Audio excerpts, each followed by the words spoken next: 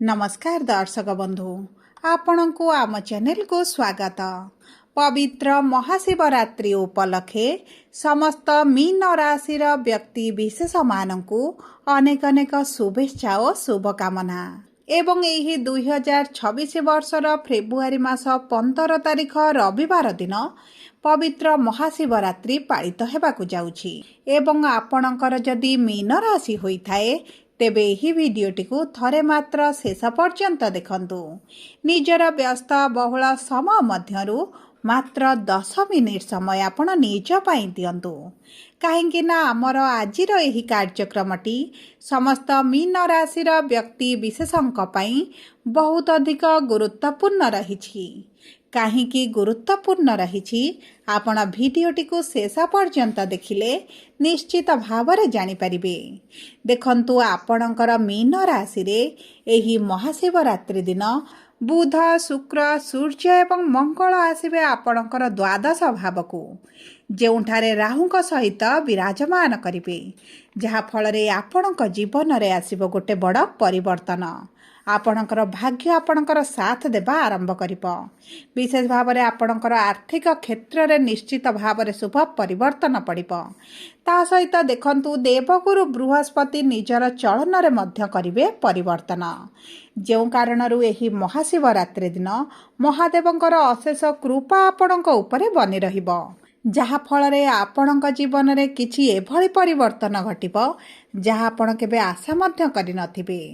देखंतु एही शुभ परिवर्तन को किभली द्विगुणित करिवे एवं अशुभत्व को किभली दूर करिवे एही महाशिवरात्रि दिन कोन करिले आपणकर भाग्य आपणकर साथ देबो एही वीडियो रे आपण को निश्चित भाव में जणाइबे।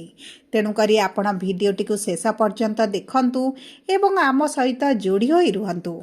एबे आसंतु कार्यक्रमटी को आग को बढ़ाइबा किंतु वीडियोटी को आरंभ करिबा पूर्वरु जदि आपणकर भी मीन राशि होइथाए एवं आपण भी ईश्वर को आंतरिक भक्ति एवं विश्वास करंती तेबे वीडियोटी को लाइक करंतु। कमेंट बॉक्स रे ओम नमः शिवाय अवश्य लिखि दियंतु। ता सहित आम सह जोगाजोग करिबा पई वीडियोर मध्य भाग रे एक व्हाट्सएप नंबर टिए दिया जाइछि जो नंबर साहाय्य आपण आम सह जोगाजोग करी निजर नूतन कुंडली प्रस्तुत करि परिबे कुंडली विश्लेषण कराई परिबे किंबा आपणकर चाकरी विवाह व्यवसाय प्रेम संपर्क शिक्षा स्वास्थ्य को नहीं किछि समस्या रहिछि ताहार सहजरे एवं स्वल्प मूल्य रे समाधान करि परिबे। सेतिपई आपण आम सह वीडियोर शेष पर्यंत जोड़ी होई रुहंतु एवं व्हाट्सएप नंबर माध्यम रे आम सह जोगाजोग करी खूब कम मूल्य रे आपणक समस्यार समाधान करंतु। एबे आसंतु कार्यक्रमटी को आग को बढ़ाइबा एवं जानिबा केउ केउ बड़ परिवर्तन आसीबो एही प्रमुख ग्रह मानक राशि परिवर्तन रे आपणक जीवन रे। देखंतु आपणकर एकादश भाव में शनि राशि रे जेतेबेले 4टी शुभ ग्रह रहुथिले आपणकर स्वास्थ्य उपरे बहुत अधिक प्रभाव पकाउथिले। आपणकर स्वास्थ्य रे आपण समस्या देखुथिले आर्थिक समस्याटी आपणकर बढ़ी जाइथिला अचानक किछिटा स्वास्थ्यगत समस्या मध्य आपणकर बाहरी थिला एवं आपण ऋण आनिथिले ऋणटी को सुझी न पारी ऋणर भार आपणक उपरे बढ़ी चलीथिला। जेतेबेले आपण ऋण सुझीबा पई चिंता करंती भावंती सही समय किछि ना किछि कार्य आपणकर आसे जो कारण आपण ऋणटी को सुझी पारु नाहंती। आपणक परिवार रे मध्य खुशीर वातावरण रही नाही। विद्यार्थी मानकर शिक्षा क्षेत्र रे मध्य बहुत अधिक समस्या गुड़िक बढ़ी जाइछि। समाज रे आपणकर मान सम्मान किछि कांश रे हानि मध्य घटुछि। आपण को चाकरी प्राप्ति रे समस्या देखुचंती एवं आपण को विफलतार मध्य सामना करबा को पडुछि। जो माने चाकरी करिसंती चाकरी रे समस्या मध्य बढ़ी जाइछि। आपणकर संतान संतति को नै आपण बहुत अधिक चिंतित रहुचंती। आपणक व्यापार वाणिज्य रे पूर्व भली आपण लाभ देखु नाहंती। व्यापार रे लॉस बढ़ी जाइछि व्यापार बुड़ीला भली परिस्थिति मध्य आसुछि। सेति पई आपणक मन रे व्यापार परिवर्तन करिबा पई मध्य चिंताधाराडी रहिछि।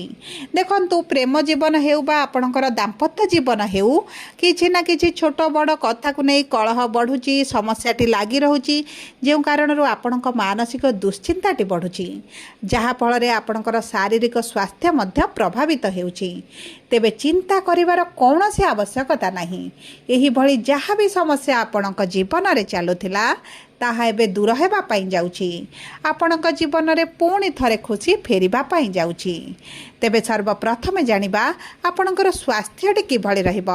ଦେଖନ୍ତୁ, ସ୍ୱାସ୍ଥ୍ୟ ଆପଣଙ୍କ କୁଣ୍ଡଳୀର ପ୍ରଥମ ଗୃହରୁ ଜଣାପଡ଼ିଥାଏ ଏବଂ ଆପଣଙ୍କର ପ୍ରଥମ ଗୃହରେ ଶନି ବିରାଜମାନ କରିଥିବାରୁ ଆପଣ ବିଭିନ୍ନ ପ୍ରକାର ସମସ୍ୟା ଦେଖୁଥିଲେ ଏବଂ ତା ସହିତ ଶନିଙ୍କର 7.5 ଯେହେତୁ ଚାଲୁଛି, ଆପଣଙ୍କର ସମସ୍ୟା ଗୁଡ଼ିକ ବହୁତ ଅଧିକ ବଢ଼ିଯାଇଛି। କିନ୍ତୁ ଯେହେତୁ ଶନି ନିଜ ନକ୍ଷତ୍ରରେ ପ୍ରବେଶ କରିଛନ୍ତି ଏବଂ ଆପଣଙ୍କର 4ଟି ଶୁଭ ଗ୍ରହ ଆପଣଙ୍କର ଏକାଦଶ ଗୃହକୁ ତ୍ୟାଗ କରିଛନ୍ତି, ଆପଣଙ୍କର ସ୍ୱାସ୍ଥ୍ୟରେ ପୂର୍ବରୁ ଯେଉଁ ସମସ୍ୟା ରହିଥିଲା ତାହା ଦୂର ହୋଇଯିବ। ଆପଣଙ୍କର ମେଡ଼ିକାଲରେ ଯେଉଁ ଅଧିକ ଅର୍ଥ ଖର୍ଚ୍ଚ ହେଉଛି, ଅଯଥା ଖର୍ଚ୍ଚ ହେଉଛି, ତାହା ମଧ୍ୟ ଆପଣଙ୍କର କମିବା ଆରମ୍ଭ ହେବ। ଆପଣଙ୍କର ରୋଗ ପ୍ରତିରୋଧକ ଶକ୍ତି ବୃଦ୍ଧି ହେବା କାରଣରୁ କିଛିଟା ଆପଣଙ୍କ ପୂର୍ବରୁ ଯେଉଁ ସମସ୍ୟା ଗୁଡ଼ିକ ସ୍ୱାସ୍ଥ୍ୟରେ ରହିଥିଲା, କଷ୍ଟ ଦେଉଥିଲା, ପୀଡ଼ା ଦେଉଥିଲା, ତାହା କମିବା ଆରମ୍ଭ ହୋଇଯିବ। ଏବଂ ଆପଣଙ୍କର ଯଦି ଆଣ୍ଠୁ ଗଣ୍ଠି ଅଣ୍ଟାରେ କିଛିଟା ସମସ୍ୟାଟି ବଢ଼ିଯାଇଛି, ସେଥିରେ ମଧ୍ୟ ଆପଣ କିଛି ମାତ୍ରାରେ ଆରାମ ଅନୁଭବ କରିବେ ଏବଂ ତାହା ସହିତ ଆପଣଙ୍କର ପେଟରେ ଯଦି ଗ୍ୟାସ୍, ଡାଇଜେସନ୍ ସମସ୍ୟା କିମ୍ବା ବ୍ଲଡ଼କୁ ନେଇ ସମସ୍ୟା ଯଦି ଆପଣଙ୍କର ବାହାରିଛି, ତେବେ ଆପଣ ସେଥିରୁ ନିଶ୍ଚିତ ଭାବରେ ଉପଶମ ଅନୁଭବ କରିବେ। ତା ସହିତ ଯଦି ଆମେ ଦେଖିବା ଆପଣଙ୍କର ଆର୍ଥିକ କ୍ଷେତ୍ରକୁ, ତେବେ ଦେଖନ୍ତୁ, ଅର୍ଥର ଭାବର ସ୍ୱାମୀ ହେଉଛନ୍ତି ମଙ୍ଗଳ, ଯିଏ ଆପଣଙ୍କର ଦ୍ୱାଦଶ ଗୃହକୁ ଗୋଚର କରିବେ। ଯଦି ଆପଣ ବିଦେଶରେ ରହୁଛନ୍ତି, ବିଦେଶରେ କିଛି ଚାକିରି କରିଛନ୍ତି, ବ୍ୟବସାୟ କରୁଛନ୍ତି, ତେବେ ଆପଣଙ୍କୁ ତ ବହୁତ ଅଧିକ ଶୁଭ ଫଳ ପ୍ରାପ୍ତି ହେବ। ଆପଣଙ୍କର ଲାଭ ମଧ୍ୟ ବୃଦ୍ଧି ଘଟିବ। କିମ୍ବା ଆପଣ ଚାକିରି ପାଇଁ ବିଦେଶ ଯିବା ପାଇଁ ଚାହୁଁଛନ୍ତି, ବ୍ୟବସାୟ ପାଇଁ ବିଦେଶ ଯିବା ପାଇଁ ଚାହୁଁଛନ୍ତି, ତେବେ ଆପଣଙ୍କୁ ବହୁତ ଗୁଡ଼ିଏ ସୁଯୋଗ ଆସିବ ଏବଂ ଆପଣଙ୍କର ଯଦି ପୂର୍ବରୁ ସମସ୍ୟା ଗୁଡ଼ିକ ରହିଥିଲା, ଆପଣ ଯାଇପାରୁନଥିଲେ, ତେବେ ସେହି ସମସ୍ୟା ଗୁଡ଼ିକ ଆପଣଙ୍କର ଦୂର ହୋଇଯିବ। ଦେଖନ୍ତୁ, ଆପଣଙ୍କର ଇନକମ୍ ବଢ଼ିବା କାରଣରୁ ଆପଣଙ୍କର ଆର୍ଥିକ ସ୍ଥିତିଟି ସ୍ୱଚ୍ଛଳ ହେବ। ଆପଣଙ୍କର ଅର୍ଥ ଯଦି କେଉଁଠି ଫସିକି ରହିଛି, ତା ଆପଣଙ୍କୁ ମିଳିପାରୁନଥିଲା, ସେହି ଅର୍ଥ ମଧ୍ୟ ଆପଣଙ୍କୁ ପ୍ରାପ୍ତ ହେବ ଏବଂ ଆପଣଙ୍କ ପୈତୃକ ସମ୍ପତ୍ତିକୁ ନେଇ ଯଦି ବିବାଦ ଚାଲିଛି କିମ୍ବା ଆପଣ କିଛି ସମ୍ପତ୍ତି ବିକ୍ରି କରିବା ପାଇଁ ଚାହୁଁଥିଲେ ଏବଂ ବିକ୍ରି କରିପାରୁନଥିଲେ, ତେବେ ଏହି ସବୁ ସ୍ରୋତରୁ ମଧ୍ୟ ଆପଣଙ୍କୁ କିଛିଟା ଅର୍ଥ ପ୍ରାପ୍ତି ହୋଇଯିବ। ଆପଣଙ୍କ ପ୍ରପର୍ଟି ବିକ୍ରି ହୋଇପାରେ, ଜାଗା ମଧ୍ୟ ବିକ୍ରି ହୋଇପାରେ। ଦେଖନ୍ତୁ, ଆପଣଙ୍କୁ ତ କୌଣସି ନା କୌଣସି ମାର୍ଗରୁ ନିଶ୍ଚିତ ଭାବରେ ଅର୍ଥ ପ୍ରାପ୍ତି ହେବ, ଯେଉଁ କାରଣରୁ ଆପଣଙ୍କ ଆର୍ଥିକ ସ୍ଥିତିରେ ସ୍ୱଚ୍ଛଳ ପରିସ୍ଥିତି ଦେଖାଯିବ। ତାହା ସହିତ ଯଦି ଆମେ ଦେଖିବା ଆପଣଙ୍କ କର୍ମକ୍ଷେତ୍ରକୁ, ତେବେ ଦେଖନ୍ତୁ, ଯଦି ଆପଣ ନୂତନ ଚାକିରିର ସନ୍ଧାନରେ ରହିଛନ୍ତି, ତେବେ ଏହି ମହାଶିବରାତ୍ରି ପରଠାରୁ ଆପଣଙ୍କୁ ଚାକିରି ତ ନିଶ୍ଚିତ ଭାବରେ ପ୍ରାପ୍ତ ହେବ। ଆପଣ ଯଦି ସରକାରୀ ଚାକିରି ପାଇଁ ପରୀକ୍ଷା ଦେଉଛନ୍ତି, ଇଣ୍ଟରଭ୍ୟୁ ଦେଉଛନ୍ତି, ଏଣ୍ଟ୍ରାନ୍ସ ଦେଉଛନ୍ତି, ତେବେ ସରକାରୀ ଚାକିରି ପାଇଁ ଅତି ପ୍ରବଳ ଯୋଗ ଆପଣଙ୍କର ବନୁଛି। କାରଣ ଗୁରୁ 4ର୍ଥ ଭାବରେ ରହି ଆପଣଙ୍କର 7ମ ଦୃଷ୍ଟି କର୍ମକ୍ଷେତ୍ର ଉପରେ ଦେଉଛନ୍ତି। ତା ସହିତ ଯଦି ଆପଣ କିଛି ବ୍ୟବସାୟ ଆରମ୍ଭ କରିବା ପାଇଁ ଚାହୁଁଛନ୍ତି, ଆପଣ ପାର୍ଟନରସିପ୍ରେ କିଛି କାର୍ଯ୍ୟ କରିବା ପାଇଁ ଚାହୁଁଛନ୍ତି, ତେବେ ଆପଣଙ୍କ ପାଇଁ ଅତି ଉତ୍ତମ ରହିବ। ତା ସହିତ ଆପଣଙ୍କର ଯଦି ଦୈନିକ ରୋଜଗାର ରହିଥିଲା, ଡେଲି ଆପଣଙ୍କର ଇନକମ୍ ଆସୁଛି ଏବଂ ବର୍ତ୍ତମାନ ଆପଣଙ୍କର ଆର୍ଥିକ ସ୍ଥିତିଟି ଏତେଟା ସ୍ୱଚ୍ଛଳ ନାହିଁ, ଆପଣଙ୍କର କାର୍ଯ୍ୟରେ ଏବେ ମାନ୍ଦା ପରିସ୍ଥିତି ରହିଛି, ତେବେ ଏହି ମହାଶିବରାତ୍ରି ପରଠାରୁ ଆପଣଙ୍କ କର୍ମକ୍ଷେତ୍ରରେ ମଧ୍ୟ ଆପଣଙ୍କର ନିଶ୍ଚିତ ଭାବରେ ଶୁଭ ପରିବର୍ତ୍ତନ ଦେଖିବେ। ରୋଜଗାର ବଢ଼ିବ। ଆପଣ ଯଦି ବିଶେଷ ଭାବରେ କୃଷି କାର୍ଯ୍ୟ କରୁଛନ୍ତି କିମ୍ବା କୃଷି ସମ୍ବନ୍ଧିତ କିଛି କାର୍ଯ୍ୟ କରୁଛନ୍ତି କିମ୍ବା ଅନଲାଇନ୍ କାର୍ଯ୍ୟ କରୁଛନ୍ତି, ବୈଦେଶିକ ମୁଦ୍ରା ଆପଣଙ୍କର ଇନକମ୍ ହେଉଛି, ତେବେ ମଧ୍ୟ ଆପଣଙ୍କୁ ଏହିସବୁ କ୍ଷେତ୍ରରେ ବହୁତ ଅଧିକ ଶୁଭ ଫଳ ପ୍ରାପ୍ତି ହେବ। ଏବେ ଆସନ୍ତୁ ଜାଣିବା କିପରି ରହିବ ଆପଣଙ୍କର ଶିକ୍ଷା, ପ୍ରେମ ସମ୍ପର୍କ ଏବଂ ସନ୍ତାନର ଯୁଗ। ଦେଖନ୍ତୁ, ଆପଣଙ୍କର 5ମ ଭାବ ହେଉଛି ଶିକ୍ଷାର ଭାବ। ଶିକ୍ଷାର ସ୍ୱାମୀ ହେଉଛନ୍ତି ଚନ୍ଦ୍ରମା, ଯିଏ 2.5 ଦିନରେ ଥରେ ରାଶି ପରିବର୍ତ୍ତନ କରନ୍ତି। ଦେଖନ୍ତୁ, ଆପଣଙ୍କର ଗୁରୁଙ୍କର ପ୍ରଭାବ ରହିଛି, ସୂର୍ଯ୍ୟ ମଙ୍ଗଳଙ୍କର ମଧ୍ୟ ଦୃଷ୍ଟି ରହିଛି। ଯଦି ଆପଣଙ୍କର କିଛି ପରୀକ୍ଷା ରହିଛି, ଇଣ୍ଟରଭ୍ୟୁ ରହିଛି, ଏଣ୍ଟ୍ରାନ୍ସ ରହିଛି, କ୍ଲାସ୍ ପ୍ରମୋସନ୍ ପାଇଁ ପରୀକ୍ଷା ହେଉ, କ୍ୟାରିୟର ସମ୍ବନ୍ଧିତ କିଛି ବଡ଼ ନିଷ୍ପତ୍ତି ନେବା ପାଇଁ ଚାହୁଁଛନ୍ତି, ତେବେ ଆପଣଙ୍କ ପାଇଁ ଅତି ଉତ୍ତମ ସମୟ ରହିଛି। ଆପଣଙ୍କ ମନପସନ୍ଦର କଲେଜରେ ଆଡ଼ମିସନ୍ ହୋଇପାରେ, ମନପସନ୍ଦର କୋର୍ସ କରିପାରନ୍ତି। ଉଚ୍ଚଶିକ୍ଷା କରିବାରେ ଯଦି ଆପଣଙ୍କର ସମସ୍ୟା ହେଉଥିଲା, ତେବେ ମଧ୍ୟ ଆପଣ ଉଚ୍ଚଶିକ୍ଷା କରିପାରନ୍ତି। ଦେଖନ୍ତୁ, ଶିକ୍ଷା କ୍ଷେତ୍ର ପାଇଁ ବହୁତ ଭଲ ସମୟ ରହିଛି। ଯଦି ଆମେ ଆପଣଙ୍କ ପ୍ରେମ ସମ୍ପର୍କକୁ ଦେଖିବା, ତେବେ ଦେଖନ୍ତୁ, ପ୍ରେମର ଭାବ ମଧ୍ୟ ହେଉଛି 5ମ ଭାବ। ଆପଣଙ୍କ ପ୍ରେମ ସମ୍ପର୍କରେ ମଧୁରତା ବଢ଼ିବ। ଉଭୟଙ୍କ ମଧ୍ୟରେ ଯଦି ଦୂରତା ବଢ଼ିଯାଇଛି, କୌଣସି କାରଣବଶତଃ ଝଗଡ଼ା, ମନମାଳିନ, ମତଭେଦ ହୋଇଛି, ତେବେ ତାହା ମଧ୍ୟ ଆପଣଙ୍କର ସମାଧାନ ହୋଇଯିବ। ଆପଣଙ୍କର ସାଥୀ ଯଦି ଆପଣଙ୍କ ଠାରୁ ଦୂରତା ବନାଇଥିଲେ, ତେବେ ମଧ୍ୟ ଆପଣଙ୍କର ନିକଟତରତା ବଢ଼ିବ। ଉଭୟ ବିବାହ କରିବା ପାଇଁ ମଧ୍ୟ ନିଷ୍ପତ୍ତି ନେଇପାରନ୍ତି। ଏବଂ ଦେଖନ୍ତୁ, ଆପଣଙ୍କର ଯଦି ବିବାହର ଯୋଗକୁ ଦେଖିବା, ବୈବାହିକ ସମ୍ପର୍କକୁ ଦେଖିବା, ତେବେ ବୁଧ ହେଉଛନ୍ତି ଆପଣଙ୍କର 7ମାଧିପତି ଏବଂ ଆପଣଙ୍କର ବିବାହର ଗୃହକୁ ଦୃଷ୍ଟି ରହୁଥିବାରୁ ଆପଣଙ୍କ ବିବାହ ପାଇଁ ପ୍ରବଳ ଯୋଗ ବନୁଛି। ଯଦି ଆପଣଙ୍କର ପୂର୍ବରୁ ବିବାହରେ ସମସ୍ୟା ଆସୁଥିଲା, ବିବାହ ହୋଇପାରୁନଥିଲା, तेबे मध्य आपणकर विवाह होइजिबो एवं आपणकर जदि मनपसंदर प्रस्ताव आसुनी तेबे मध्य आसिबो आपणको विवाह पई तो बहुत भल समय रहिछि। एबे आसंतु जानिबा किपरि रहिबो आपणकर वैवाहिक संपर्क। देखंतु वैवाहिक संपर्क आपणकर अति उत्तम रहिबो। पूर्वरु तृतीय लोकंक हस्तक्षेप हेउ परिवार लोकंक हस्तक्षेप हेउ पति पत्नीक मध्य संपर्क जो मधुर रहु नथिला आपणक संपर्क रे मधुरता आसिबो। आपण जदि उभय एकत्र रहु नथिले एबे एकत्र होई पारंती उभय उभयंको बुझिबा आरंभ करिबे। आपणक साथीक क्यारियर को नै किंबा स्वास्थ्य को नै जदि चिंतित रहउथिले तेबे मध्य सेही चिंता गुड़िका आपणकर दूर होई जिवो। देखंतु पति पत्नी निश्चित भाव में किछि गोटे बड़ निष्पत्ति नेबे जहाँ सेमानक भविष्यत पई बहुत भल रहिबो।